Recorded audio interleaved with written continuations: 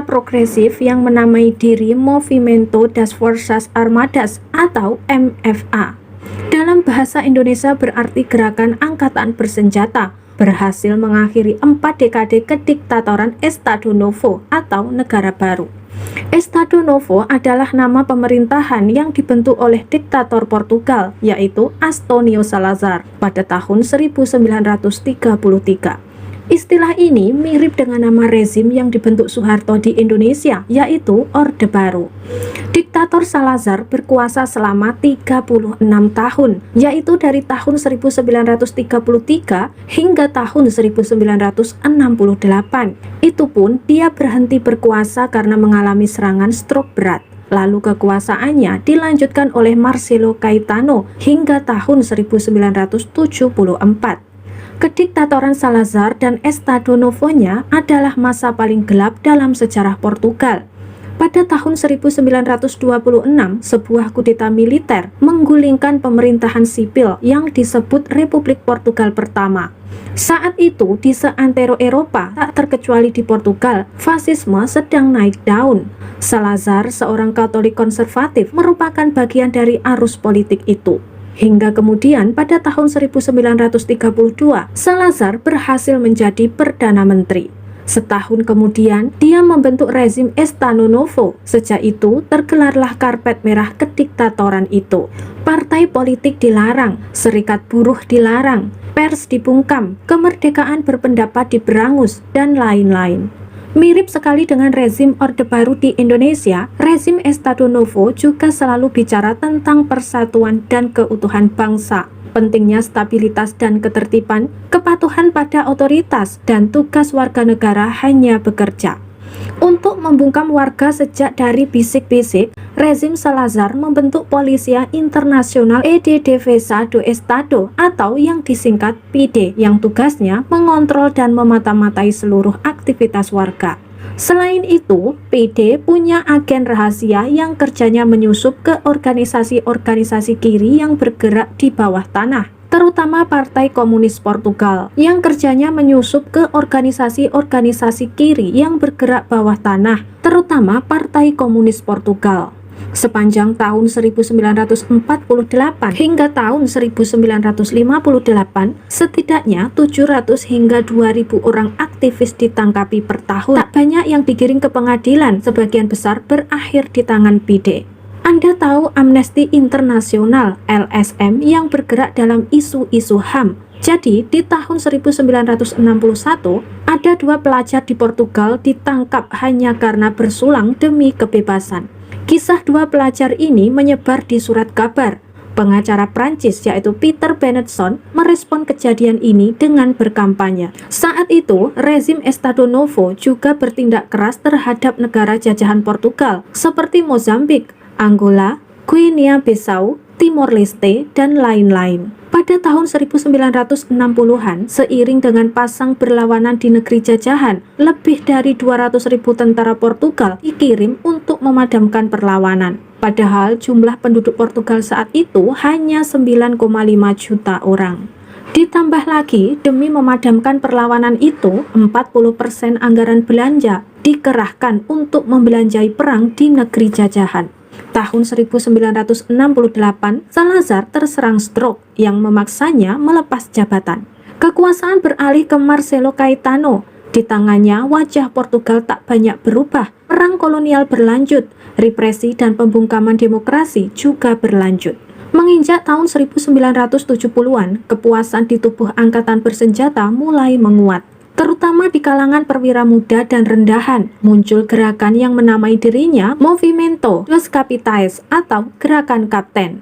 Tuntutan utama para perwira muda ini sederhana, yaitu penghentian perang di negeri jajahan, pemilu demokratis, dan penghapusan polisi rahasia atau PIDE. Juga program seperti pembebasan tapol, kemerdekaan berserikat dan berpendapat, serta kemerdekaan pers. Memasuki tahun 1973, kondisi rezim diktator makin keropos. Sejumlah perwira muda seperti Otelo de Carvalho, Vasco Gonçalves, dan Antonio Coutinho mulai merancang persiapan kudeta. Bersamaan dengan itu, demonstrasi buruh mulai mewarnai jalanan. Untuk diketahui, perwira-perwira muda banyak yang terpapar oleh ide-ide kiri, sebagian terkait dengan partai-partai kiri yang ada, seperti komunis, Marxis, Leninis, Maois, dan sosialis. Ada lagi yang unik, aksi revolusi akan dimulai dengan tanda isyarat, dan tanda isyarat itu adalah lagu-lagu. Ada 2 lagu yang diputar di jam berbeda. Pertama, lagu berjudul E Depois do Adeus, diputar oleh Radio Lisboa pada pukul 10.15 malam. Kedua, lagu berjudul Grandola Vila Morena yang diputar oleh Radio Renascença pada pukul 00.20 tengah malam. Tak lama setelah lagu itu diputar, pasukan MFA pun bergerak. Tentara dan tank bergerak untuk menduduki sejumlah titik kunci dan strategis di kota Lisabon, ibu kota Portugal. 6 jam kemudian, rezim Marcelo Caetano menyerah dan meletakkan jabatan.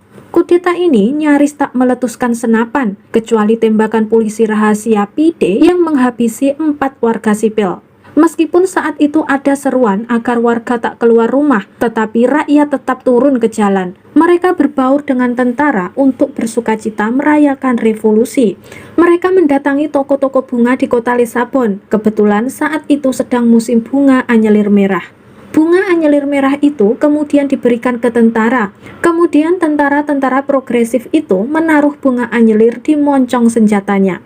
Jadilah revolusi itu disebut revolusi anyelir atau sering disebut juga revolusi bunga. Usai merebut kekuasaan, MFA membentuk Junta de Salvação Nacional atau Junta Keselamatan Nasional JSN. Pemerintahan junta ini bertugas untuk menyiapkan transisi demokrasi termasuk pemilu bebas dan damai. Sayangnya, ketika rezim Marcelo Caetano lengser, MFA dan JSN merestui seorang jenderal yang tidak punya peran dalam revolusi untuk menjadi presiden, yaitu Jenderal Antonio de Spinola. Namun agar kekuasaannya berterima pada publik, Jenderal Spinola merangkul tokoh-tokoh oposisi seperti pimpinan Partai Sosialis Mario Soares dan pimpinan Partai Komunis Alvaro Cunhal. Melihat pengaruh sisa-sisa rezim fasis masih duduk di pemerintahan, termasuk Jenderal Spinola, gerakan kiri termasuk sosialis dan komunis mulai mengkonsolidasikan diri. Pada tanggal 1 Mei tahun 1974, bersamaan dengan perayaan Hari Buruh Sedunia, 600.000 dari 1 juta penduduk kota Lisabon turun ke jalan. Pemimpin sosialis dan komunis mengumpulkan massa di stadion untuk memulai perjuangan melawan sisa-sisa fasisme. Pada bulan April tahun 1975, setahun setelah revolusi, Portugal menyelenggarakan pemilu untuk memilih anggota Majelis Konstituante. Majelis ini bertugas menyusun konstitusi baru pengganti konstitusi Estado Novo. Kemudian setelah konstitusi terbentuk pada bulan April tahun 1976, Portugal menyelenggarakan pemilu legislatif pertama pasca kembalinya demokrasi. Pemilu itu dimenangi oleh sosialis dan sosial demokrat. Partai Komunis berada di urutan keempat. Yang menarik, selain proses demokratik itu, revolusi bunga juga memicu revolusi dari bawah, dari gerakan petani dan buruh. Buruh-buruh menggelar pemogokan. Selain menuntut kenaikan upah dan partisipasi dalam perusahaan, mereka juga menuntut pembersihan para manajer yang dulu menjadi kaki tangan polisi. Tak sedikit pabrik yang diambil alih oleh buruh. Mereka lalu mengorganisir Comissão de Trabalhadores atau Komisi Buruh untuk mengorganisir produksi dan distribusi. Kaum miskin kota dan tunawisma menduduki rumah-rumah kosong. Mereka membentuk Comissão de Moradores atau Komisi Warga. Di desa-desa, kaum tani juga mengambil alih tanah dari tangan latifundios atau tuan tanah, lalu membentuk koperasi-koperasi untuk mengelola tanah-tanah tersebut secara kolektif. Begitulah secuplik kisah revolusi bunga di Portugal.